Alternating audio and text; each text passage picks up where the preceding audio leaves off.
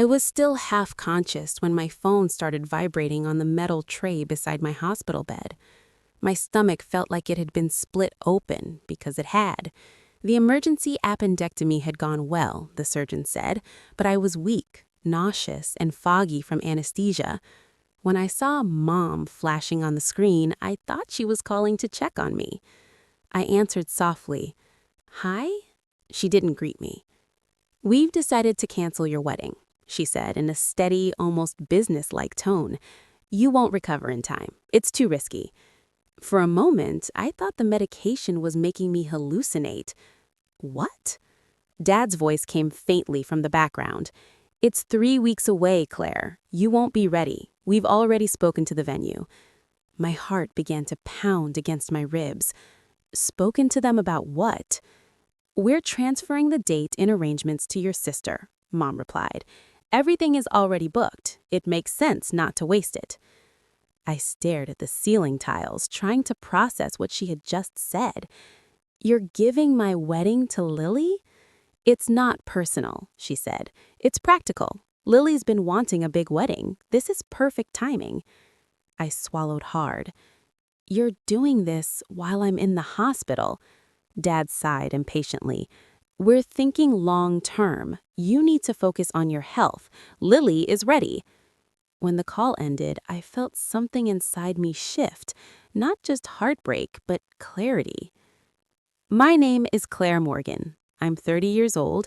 I work as a pediatric nurse. I've spent my entire adult life caring for others, sitting beside scared children before surgery, holding parents' hands during emergencies, staying calm while chaos unfolds. I know what compassion looks like, and in that moment, I realized my own family had none for me. I'm the oldest of 3, the responsible one, the one who got good grades, followed rules, and helped raise my younger siblings. Lily, 2 years younger, was always the golden child, beautiful, outgoing, magnetic. My parents adored her spontaneity. They called her full of life. When I was practical, they called me serious. When I was cautious, they called me difficult. In my mid-20s, I developed a chronic autoimmune condition. There were hospital stays, medications, flare-ups that forced me to cancel plans. My parents were supportive on the surface, but I could always sense the frustration underneath. My illness didn't fit their image of the perfect family.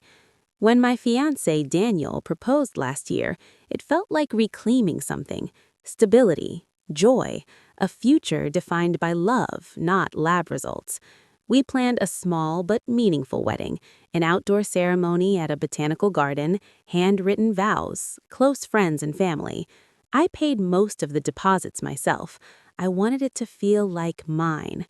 Then the appendicitis hit out of nowhere. The surgery was straightforward. My doctor assured me I'd be fully functional within 3 to 4 weeks. The timeline was tight but manageable. I believed I could walk down the aisle, even if a little slower. Apparently, my parents didn't. They visited me the day after surgery. I was pale and sore, IV in my arm, trying to sit upright. Instead of asking how I felt, Mom placed her purse on the chair and said, "We've handled the wedding situation." My stomach dropped. "What do you mean?" "It's unrealistic for you to host a wedding while recovering," Dad said. "Lily is already engaged. They're thrilled to take the date." I felt dizzy. "You can't just give them my wedding." "We can, and we did. We've supported you financially through your health issues for years. It's only fair that Lily gets something too." Fair. As if my illness had been an indulgence. 2 days later, while still hospitalized, I opened social media and felt my breath leave my body. Lily had posted a photo of herself at the venue, my venue, standing in front of the rose arch where I had imagined saying my vows. Caption: "Dream wedding coming sooner than expected. So grateful to my parents for making this happen." Hundreds of likes. "Congratulations, so happy for you." There was no mention of me. It was like I had been erased. When I was discharged 5 days later, my parents promised to help during my recovery. Instead, Mom spent every day at Lily's apartment planning floral arrangements and menu tastings. When I asked for help picking up prescriptions, she said she was overwhelmed. "You're a nurse," Dad reminded me. "You can handle yourself." I was still in pain, still weak. Family group chats buzzed with excitement. Claire's wedding postponed due to health reasons.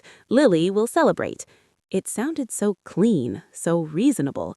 No one asked for my side. An aunt called to say, "It's unfortunate timing, but at least Lily won't lose the deposit." Lose the deposit. That phrase echoed in my mind for days. Then I discovered something worse. My parents had used money from a joint savings account, one I'd contributed to since my first nursing job, to upgrade Lily's reception package. When I confronted Dad, he shrugged. "We've spent so much on your medical bills. Think of this as balancing the scales." Balancing. Like I was a liability. I returned to work 2 weeks after surgery, against medical advice. The hospital felt safer than my childhood home. My coworkers noticed my exhaustion. One evening, after a long shift, my colleague Amanda pulled me aside. "You don't have to accept this," she said gently. "What they did isn't normal." Hearing someone else say it out loud cracked something inside me. For years, I had accepted subtle favoritism, subtle dismissals. I told myself it wasn't intentional. But canceling my wedding while I was recovering, giving it to my sister without even asking me, that wasn't subtle. It was control. A week before Lily's wedding, my original date, my parents called again. "We expect you there," Mom said. "Family unity is important." "I don't think I can attend," I replied quietly. Dad's voice sharpened. "Don't be selfish." Selfish. The word stung, but this time it didn't stick. 2 days before the ceremony, I asked them to meet me at a cafe. I went alone. I didn't want to fight. I wanted clarity. "You made a life decision for me while I was under anesthesia. You transferred contracts in my name. You allowed Lily to present my plans as hers."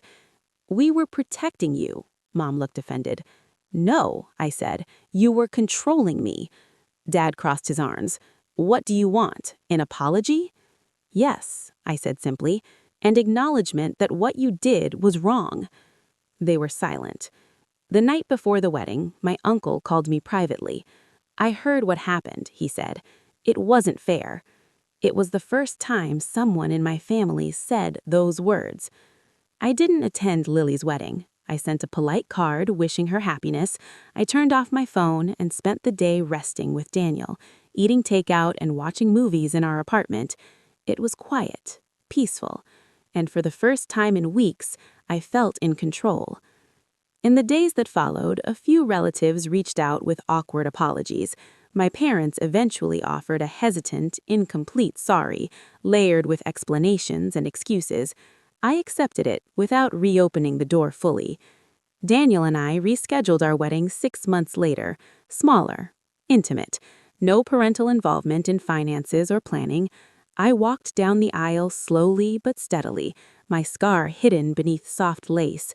It was beautiful, not because it was perfect, but because it was ours. My parents attended, sitting in the second row, polite, reserved. Something fundamental had changed. I no longer sought their approval. I no longer shaped my life around their expectations.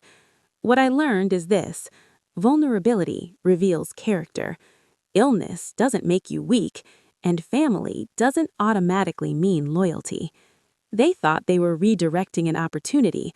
What they really did was show me who they were. And once you see that clearly, you stop begging to be chosen. You choose yourself instead.